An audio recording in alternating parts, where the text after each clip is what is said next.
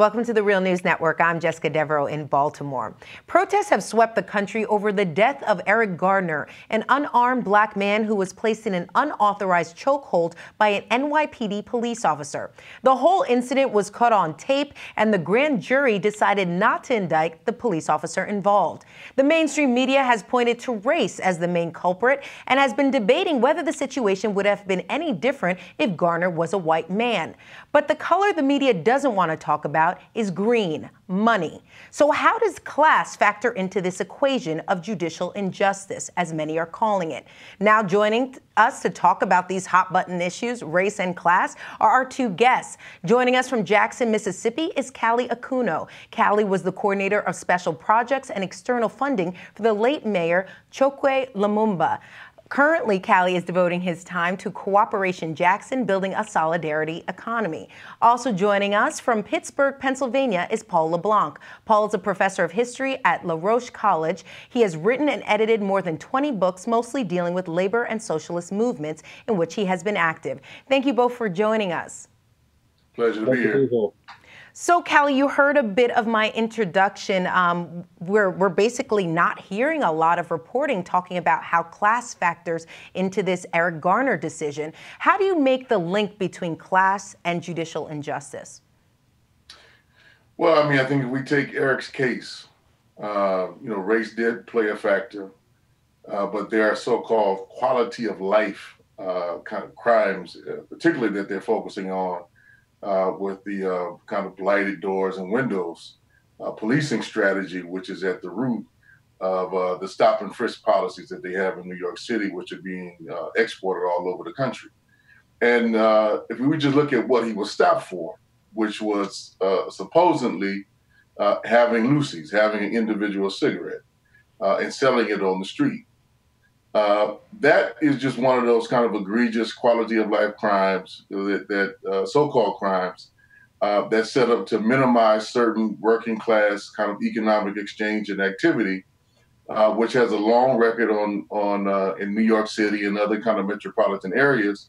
But it totally ignores other types of activity, much more of a major scale. Say if we were to compare the type of activity Eric Garner was involved in, say if he was doing that, what he was accused of. If he was doing that, let's compare that to the different types of trade that happened not too far from where he was killed on Wall Street, and how all of those crimes, which are, I mean, on a scale much larger than anything that the citizens of New York City as individuals can pull off. We're talking about robbing entire countries and bankrupting entire economies, bankrupting generations, with student loans and student debt, on their student debt.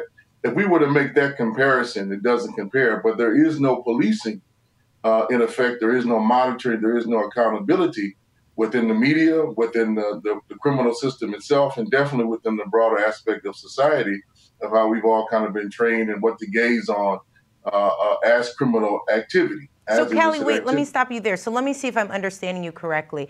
Is what you're saying is that essentially as a society, we're not able to admit to ourselves that we look at black people as being poor and poor people as being more prone to be criminal. And we don't look at those on Wall Street who might be flashing, beautiful briefcases and suits and things of that nature as being potential criminals.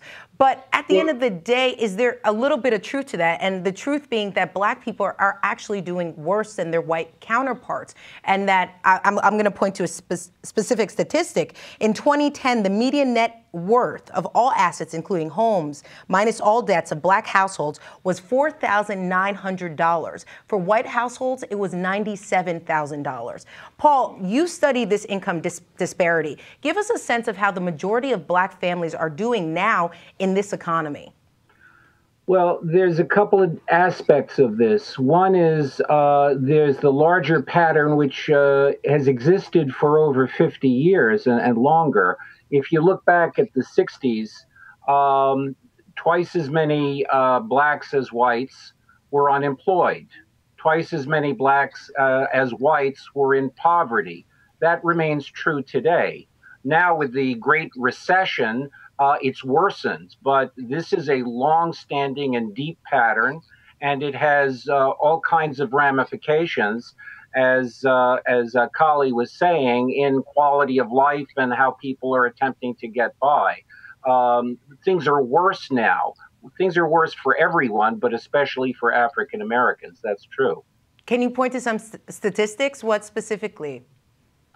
Well, I don't have the details, I'm sorry, at my fingertips, except that twice as many blacks as whites continue to live in poverty. Twice as many blacks as whites continue to be unemployed. This plays out in all kinds of aspects of life, but I don't have the exact statistics. Can easily be found, though, on the internet. I hear you. I hear you. And I'm sure I can hear people saying, but wait a minute, it sounds like things are getting worse for black people, but then you have a black president, we have a black attorney general. There is some progress. Shouldn't we be taking note of that? What's your response to that, Kali? There's been surface progress that has happened over the past 50 plus years. We've had elected officials, a good number of them throughout the country. In that time, we've had the development, an extended development of certain sectors of the black middle class. But when you really look at it on the whole, there was a period starting in the late 1960s where we had a good number of black mayors and black elected officials throughout this country, where there were a lot of hopes and aspirations put into them around potentially being able to change and transform not only the legal and civil rights kind of status of the black community, but to address the economic aspects of the suffering that we have been inflicted upon us since we've been here in this country. And that really did not play itself out for a number of different reasons, some of which are too long to recount here. But one of the things we really have to look at in regards to people now asking this question, since we have a black president and a black head of the Department of Justice, how come we aren't seeking or seeing so much improvement? We have to look back at this history, in particular of black mayors, and that really since around 1970, a lot of the major cities throughout the United States had black mayors. And those black mayors had to preside over deindustrialization of their cities more often than not, divestment from their cities, a weakening economy both nationally and globally. And that led many of them to kind of take on some of the most vicious aspects of the neoliberal agenda and the neoliberal order over their time period. And so you see, in order to balance budgets, many of them started to take on a lot of the federal funding to increase the police presence, to militarize the police, to engage more deeply in the war on drugs and many of those types of programs.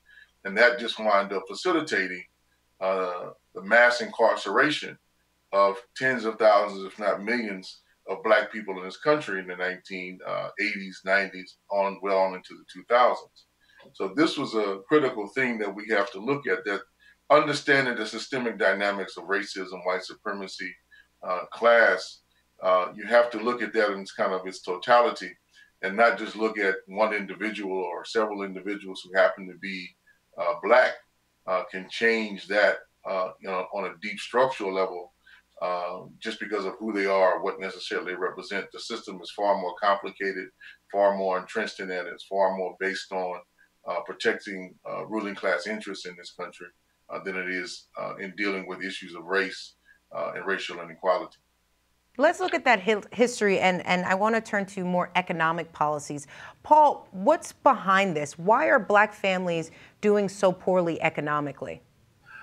Well, I think we have to take a look at the larger pattern. Let me give you, you were asking for statistics before. Let me give you some statistics that burned into my mind in the 1990s. I never forgot them when I saw them.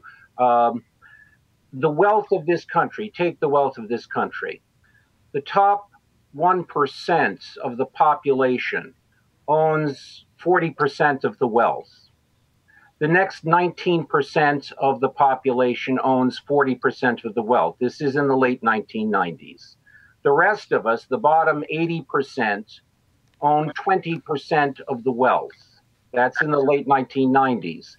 Now, the inequality has grown dramatically since the late 1990s. African Americans, who, as we were talking about before, were at the bottom of the pile there. They are driven down further by the Great Recession, by the growing inequality. But then there are many whites who are also driven down, and you have people competing for scarce resources. Tensions rise in all kinds of ways, and that's what's at the bottom of that. Now, if Obama or others want to solve the problem, then they've got to address those systemic issues, including economic issues. The problem with President Obama is he's not been willing to do that. He's not been prepared to do that. So he's presiding over a very difficult situation, unfortunately, without the solutions that are needed. And it seems like the American public as well, at least the media at least, is very uncomfortable. People can say maybe strategic about not addressing these issues. Kali, for you, though, what's at the heart of that fear? The heart of that fear, we have to go back, I think, very deep within the origins of this country. The origins were very much this. We have to remember, United States, first and foremost, its history was economic enterprise. Whether it was Dutch or French or English and or Spanish. They were all set up, all the initial colonies were set up as charter companies for the most part, for different parties to engage in economic activity, in part, in some places, to alleviate population pressures and economic pressures that were taking place in Europe. But at the heart, there's always been a very vicious program of exploitation within the United States economy, be it expropriating indigenous land, also expropriating indigenous labor, which doesn't get talked about as much. And then we all know some aspects of the story of how African labor was so brutally exploited in this country. Those economic foundations have somewhat adjusted and changed over time from an agrarian economy to an industrial economy to a post-industrial economy, but the social relations that were laid at that foundation haven't fundamentally altered in those 400 plus years. So we have to really look at that root, I think, to understand what types of policies and what type of practices that have to go with it, that have to accompany it, because certain policies within themselves are not going to change people's views, are not going to change people's behavior as regards to race and as regards to class. So there has to be kind of a joint mix of really four hard-hitting policies that have to be put forward if we're going to get at the root issue that deals with this inequality. Why does 1% now? I think the figure is even greater from something I remember looking at not too long ago, Paul. 1% now own, I think, close to 40% of all of the wealth in the country, and that 19 or other 20% pretty much owns the bottom, and the rest of us, the 80% are scraping out somewhere. I think I saw somewhere about 20% of the wealth. And this is driven by, a very hard political agenda of austerity driven by neoliberal political views and policies that are set up. And it's going to take, a mass movement, and it's going to take, policies that aim toward economic democracy in a very broad sense to radically transform what's going on to create more equity in this country. All right, let's hit the pause button here, and in our next part, we'll unpack some of those issues, some things that it's going to take to really address these economic problems. We'll discuss what do we need to do, what role does the government, and more importantly, the communities play in changing these dire statistics. Gentlemen, thank you both for joining me. Thank you. And thank you for joining us on the Real News Network.